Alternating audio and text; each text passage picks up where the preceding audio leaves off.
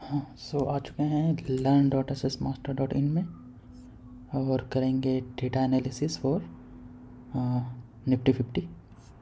तो सबसे पहले जाएंगे डेटा सेट्स के अंदर। डेटा सेट में आपको मिल जाएगा निफ्टी 50 सपोर्ट एंड रेजिस्टेंस का डेटा सेट। यहाँ आप देख सकते हैं कि डेट, ओपन, हाई, लो, क्लोज आपको दिख रहा है और ये डेटा टिल 24 मई 2025 तक का है, 1 year of data.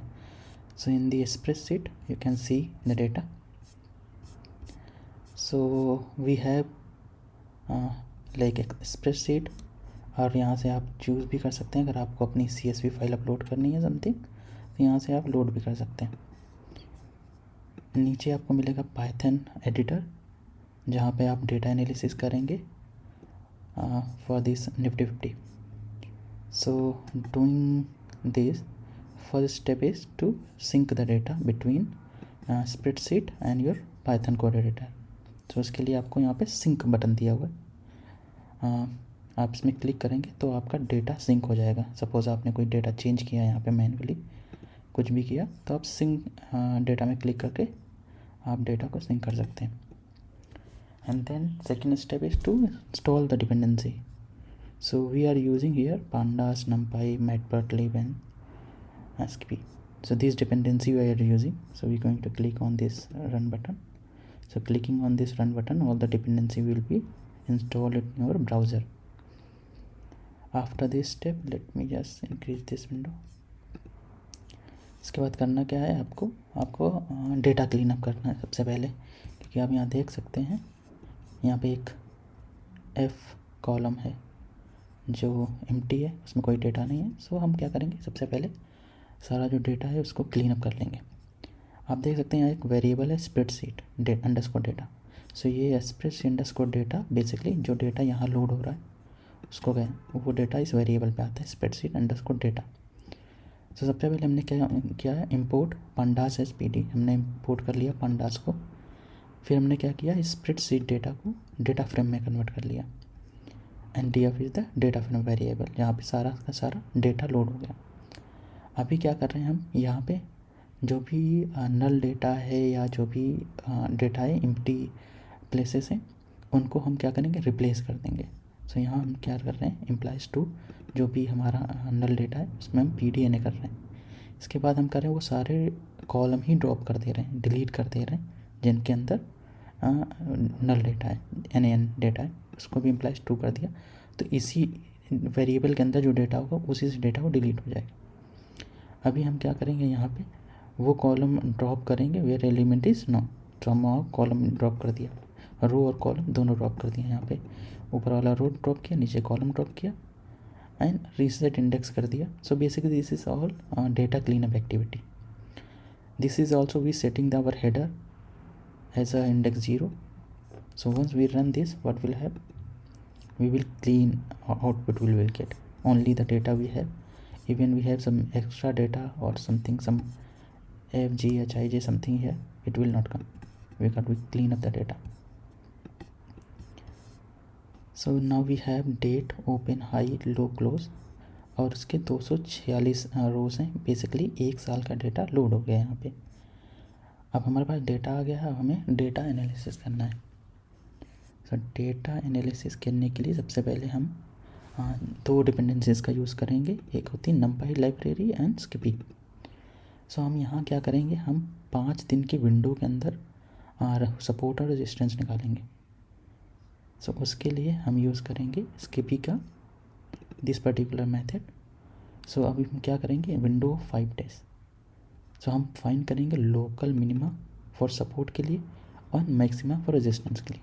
वो 5 दिन के अंदर क्या मिनिमम गया था और क्या मैक्सिमम है, लोकल मिनिमम मैक्सिमम। सो हम क्या करेंगे, DF जो हमारा डेटा फ्रेम है उसी के अंदर सपोर्ट करके बना लेंगे।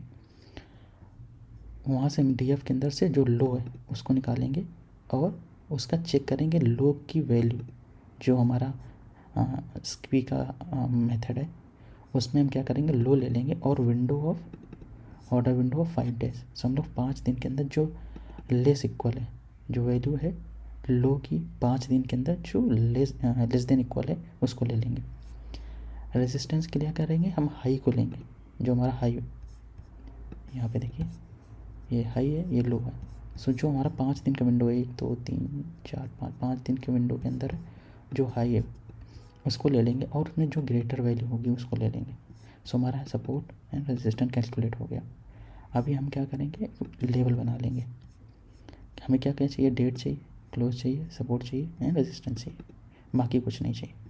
सो हम क्या करेंगे, वेरिएबल बनाएंगे DF लेवल, और DF के अंदर से वो वैल्यू निकाल लेंगे जो डेट है, क्लोज, सपोर्ट, रेजिस्टेंस। सो सपोर्ट रेजिस्टेंस हमने अभी बनाया और डेट और क्लोज पहले से था। अभी हम क्या करेंगे, सिर्फ 10 वैल्यू प्रिंट करेंगे। तो इसको रन करेंगे तो हमारे पास सपोर्ट एंड रेजिस्टेंस आ गया। तो यहाँ आप देख सकते हैं कि लेटेस्ट है 5/23/2025 में, क्लोज है 24/853 और इसमें सपोर्ट पे इसका सपोर्ट है 24/614। कोई रेजिस्टेंस नहीं है। उसमें हम 20 दिन का देख लेते हैं। अगर हम 20 दिन का देखेंगे तो रेजिस्टेंस हमें मिल रहा है, क्लोज प्राइस है 2509।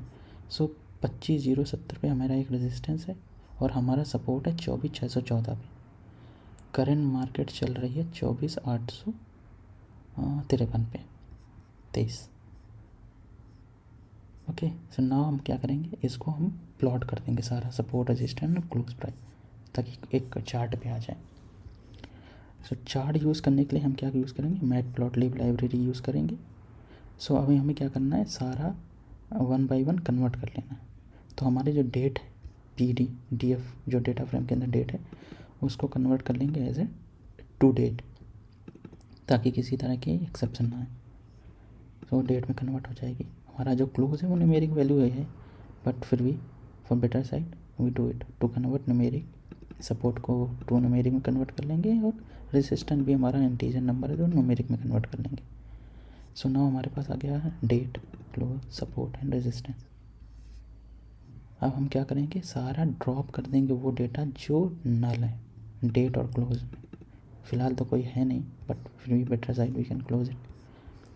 Now we can define our figure size, how big size we need.